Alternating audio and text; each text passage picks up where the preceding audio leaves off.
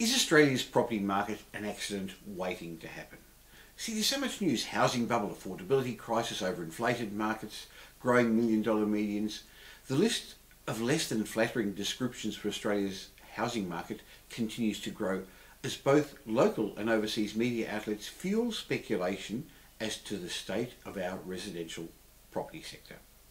In fact, some are suggesting we're heading for a price crash comparable to that experienced in the United States during the global financial crisis, or more recently like in Ireland, where the housing bubble caused a monumental collapse in the local property markets. In fact, recently there was a report published by the British magazine The Economist that said Australian properties are the most overvalued in the developed world, with the ratio of house price to rents currently sitting at 56% above the long-term trend. Coming in a close second was Hong Kong, where house prices were 54% above the historical averages. Now, before I go on and explain a bit more about this index, I want to tell you about my new book, which I've called What Every Property Investor Needs to Know About Finance, Tax and the Law. And I've written it together with three of my trusted advisors: Rolf Schaefer, who's just recently won the Your Investment Property Magazine Mortgage Broker of the Year award, leading property tax expert Ed Chan, and property law specialist Rob Belander. If you truly want to grow a property investment business, you need to understand how to make the system work for you, not against you. So please buy my book, What Every Property Investor Needs to Know About Finance, Tax and the Law. Now, getting back to what we started to talk about what The Economist said, it created an index using a ratio of house prices to rents, and this assumed that the rents paid by tenants on a monthly basis should reflect the price people are paying for houses. Now, this is all just too simplistic. Discussions about whether house prices are overvalued and then calculating by how much by just measuring one parameter, as The Economist does, and in fact as many other overseas commentators do, has made this assessment just too inaccurate. You could simply say Australia tops the Economist's list because on average our rents are too low, because until recently almost anyone who's wanted to buy a house could afford to do so. But see, it's not as simple as that, is it? House prices reflect a complex set of influences on both the demand and supply side of the market, which means it's clearly wrong to compare the affordability of housing from one country to another on any single parameter. Various countries have different banking systems, lending policies, interest rates and tax breaks, and they're sometimes different for homeowners as they are for investors. Yet what The Economist is trying to do is to simplify the situation, which is fluid, it's dynamic. And they also assume it's got to revert back to long-term averages, and then they imply that the discrepancy represents an overvaluation. One of the big differences between Australia and many overseas countries is our undersupply of properties. Now, only last week the Reserve Bank observed over the recent years the rate of increase in the number of dwellings has been below the average of the past 50 years. In contrast, the rate of increase of our population has been around the fastest it's been in 50 years. Continuing difficulties with the supply side are likely to push average house prices higher, said the Reserve Bank. They continued on to say that if we were to build more dwellings, we'd need to ensure that planning guidelines and infrastructure provisions can accommodate this. This will pose challenges for all levels of government. So who's right? Those who say we're going to have a crash, or those who say the market's okay?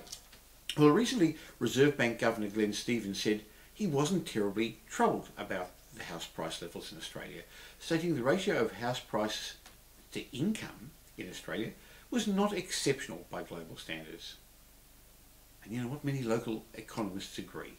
Of course, those overseas, like GMO Chief Investment Strategist Jeremy Gratham, and even the International Money Fund, beg to differ. Now, adding fuel to the debate, author of that Economist report I started to discuss a moment ago, Andrew Palmer, said there may be good reasons for Australia's prices to have risen so far, but people made similar and ultimately incorrect arguments for the run-up in the prices in the West. Yeah, they're talking about in America.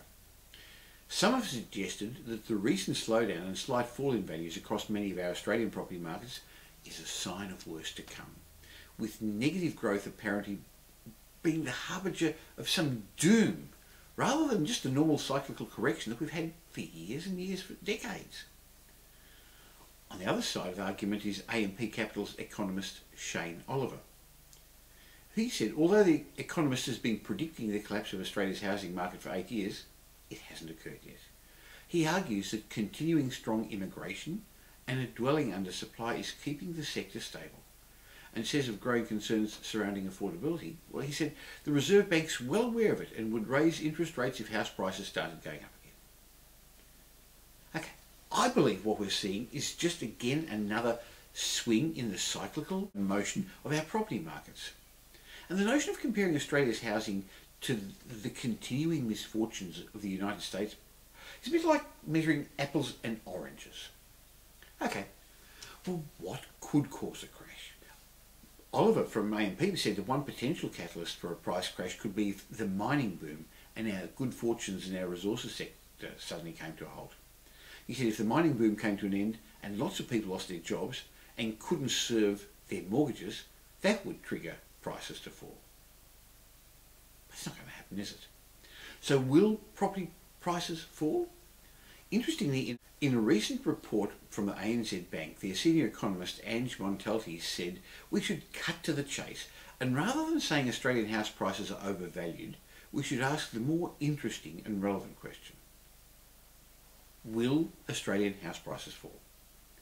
He said it's easy to make a claim that house prices are overvalued by, let's say, 20, 40 or even 50%, particularly if you qualify the statement with, well, we don't think prices are actually going to fall so much. So Montalti said to suggest there's an overvaluation begs some questions. Here's the sort of things he suggested you think about that we should ask. Why has this persisted? What's inhibiting the correction? If there is going to be a correction, will prices fall by some or all of that extent of the overvaluation? When can we expect a correction? What happens after the correction? And he asks, what information has the market overlooked that the analysts are so sure about? And then he goes on in this very detailed report from the ANZ Bank to suggest the more you think about it, the more you realise the concept of overvaluation is misunderstood, or at least not fully appreciated and therefore generally misrepresented. He said it's more sensible to solve for what's going to happen, not what should happen.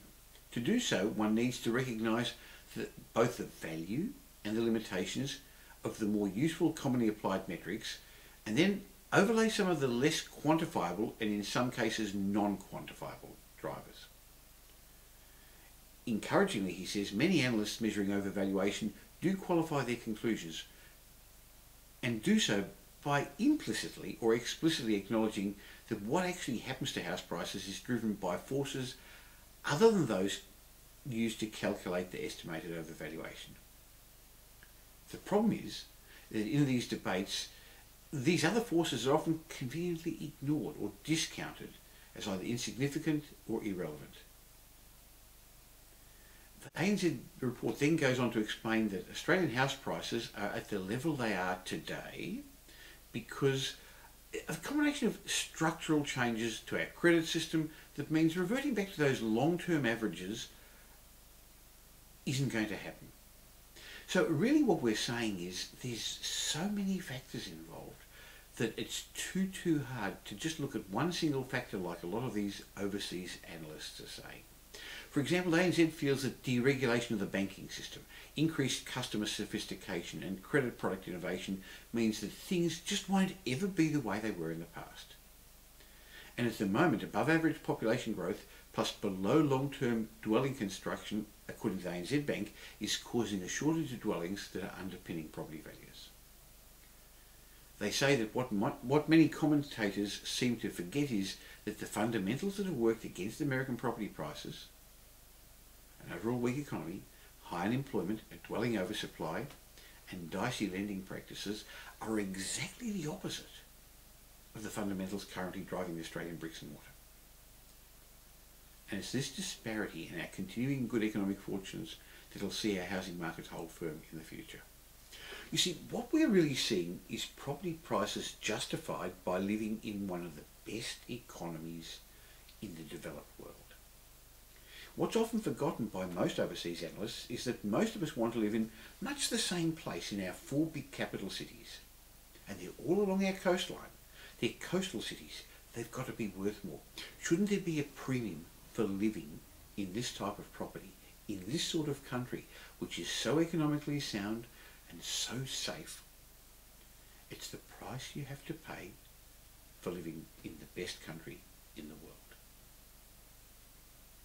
Now, don't get me wrong, I'm not suggesting that prices are going to keep booming. Clearly they're not. But there's not going to be a property crash on the horizon either. Well, with all these mixed messages, what is a property investor meant to do? Well, one thing that's important if you want to know the right thing to do is to get independent, unbiased information to allow you to make the right decisions based on the right perspective of what's going on. In other words, you have to listen to the right people. That's why I invite you to join me, along with finance expert Rolf Schaefer, as well as accountants Ken Race and Ed Chan, at our upcoming seminars that we're calling the Market Update 2011 and beyond. We're going to give you the outlook for Australian property for investors and homeowners.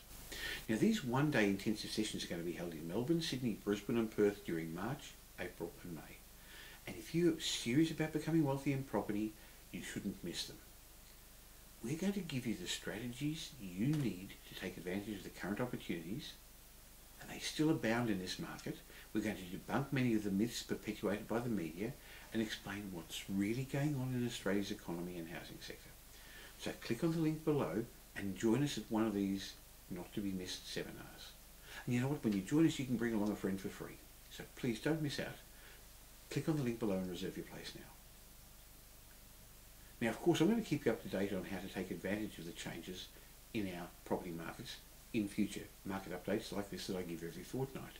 But it's probably appropriate to remind you that in changing times like we're experiencing, no one can help you quite like the independent property investment strategists at Metropole.